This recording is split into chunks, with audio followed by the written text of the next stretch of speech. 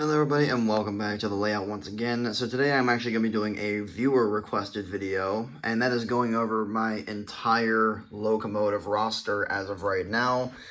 We're going to start off here from the end and go all the way up to that end. So starting off here we have this Athearn Genesis with Tsunami 2 and DCC and sound. Almost all of these are DCC and sound, but this is the Athearn Genesis SD90 Mac-H locomotive number 8520, or as UP calls these, the SD90 AC. That's actually one of my most commonly ran locomotives on the layout, so yeah, I really like that one. And it's also really heavy and really big. I mean, look at compared to this AC here, it's massive. In fact, the ACUs in real life are actually about the same size as these things. So yeah, now the next locomotive here is my Athearn Genesis 4141, the George Bush, specifically George H.W. Bush presidential funeral unit. This led his not office car special, but funeral train, and took his casket to its final resting place. So, very cool locomotive there. Next one is actually falling apart. In fact, I'm actually probably going to get a second one of these just so I can replace all the parts on it. But this is a Athearn Ready to Roll UP 3593, the Desert Victory unit. This one honors soldiers that were going into Desert Storm, and by the time it was completed, Desert Storm was already over, and so it was labeled as the Desert Victory unit instead. So this is actually the only Amtrak locomotive now. This is a P42, not P42, but it's just a P40 DC, Athearn Genesis with Tsunami 2 and everything. Same thing with this George Bush unit, also has Tsunami 2. But yeah, this is actually really heavy. It's actually way heavier than any freight locomotive I have, which is really weird. But yeah, very cool locomotive though, and these are one of the loudest ones I have here in terms of horn. Now, this next locomotive is another Athearn Genesis with Tsunami 2. There's a lot of locomotives here that are that way with the Tsunami 2. But this is the Spirit of the Union Pacific, number 1943. Next locomotive, we have the next locomotives here. These are 3 Union Pacific Heritage units. All of these are Athearn Genesis locomotives with the Tsunami 2 sound. First one here is the Western Pacific. This is actually the second one of these Tsunami 2 locomotives that I was able to acquire. The next one here is actually the first one I was able to acquire with the Tsunami 2, and that is this Missouri Pacific Heritage.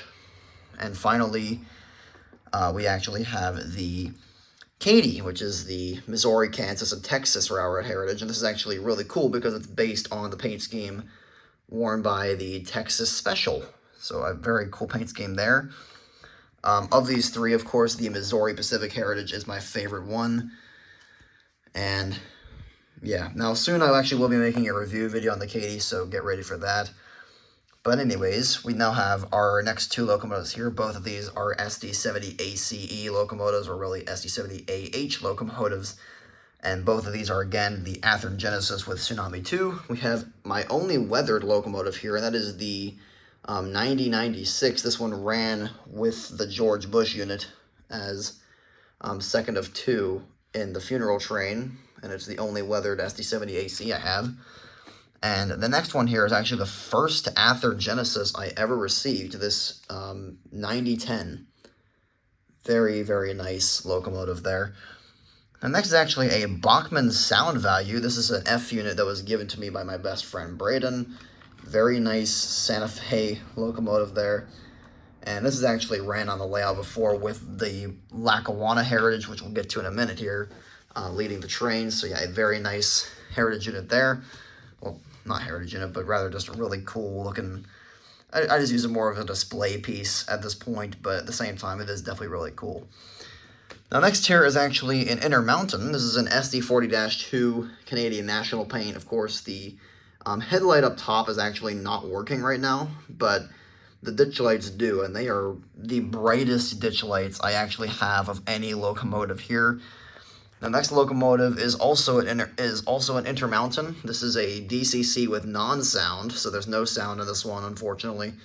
but it is a Tier 4 GEVO, or ET44AC, in the Norfolk Southern scheme. Likely I will sell that one at some point soon, but for now it is staying here because I just don't really have anything to like wrap it up and to ship it out. So yeah, but if I get stuff to do that, then it will be sold. Now, next up here is another Bachmann sound value. This is the Delaware, Lackawanna, and Western Heritage unit, and I've caught this one a couple times, once leading before and once trailing. Definitely one of the coolest heritage units that Norfolk Southern has. It's not the best one, but it's definitely far from the worst. It is an amazing looking locomotive, and I love the DLW in general, so yeah. Now, next up we have an Intermountain. This is a ES44AC, number 8108. I've actually caught this one leading before many times. In fact, I caught this one leading before when it actually had a mini rail train at the end of the manifest that was leading. So, yeah, definitely have a history with this one. But again, it's a DCC non-sound locomotive, so unfortunately it will likely be sold along with 3644. Now, the next locomotive I'm kind of annoyed with, to be fully honest here. And there's I'll get to why in a second, but this is the NS 1069 Virginia, my favorite heritage unit. The ditch lights, unlike on the DLW, this is a Bachmann sound value, by the way, but unlike the DLW's ditch lights actually work, these are just for show. They don't work. And they're on both sides. What is the point of putting ditch lights on the locomotive if they're not going to function, Bachmann?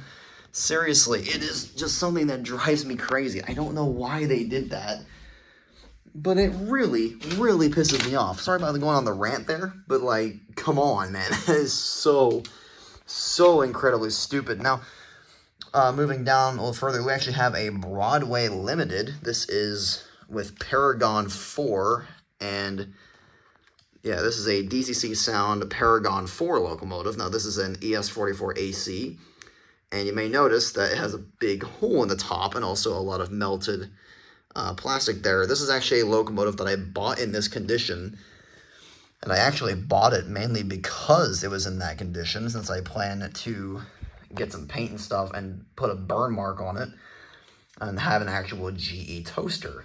So yeah, definitely one of the more unique locomotives in the entire layout here. I just got to speed match it with everything else, and that's going to be a pain, but for now it's here, it works, and it's cool. The second one is also that way. It's going to be a pain to speed match this one more than likely, as this is an Intermountain ET44AC yet again, but in Union Pacific, that is a C45AH, and it is a Tier 4 GEVO. Really like this one, honestly. It's one of the few UP GEVOs I really have. I only have 2 of these, and they're both not Athearn. And this one has a problem where this keeps coming off, but I can just keep putting it back in there. I'm probably going to get some glue and put that back in like that, but for now, it's perfectly fine. In fact, at one point, that was actually lost for like months on end. It took me forever to find that part of the PTC array again, so yeah, that was annoying.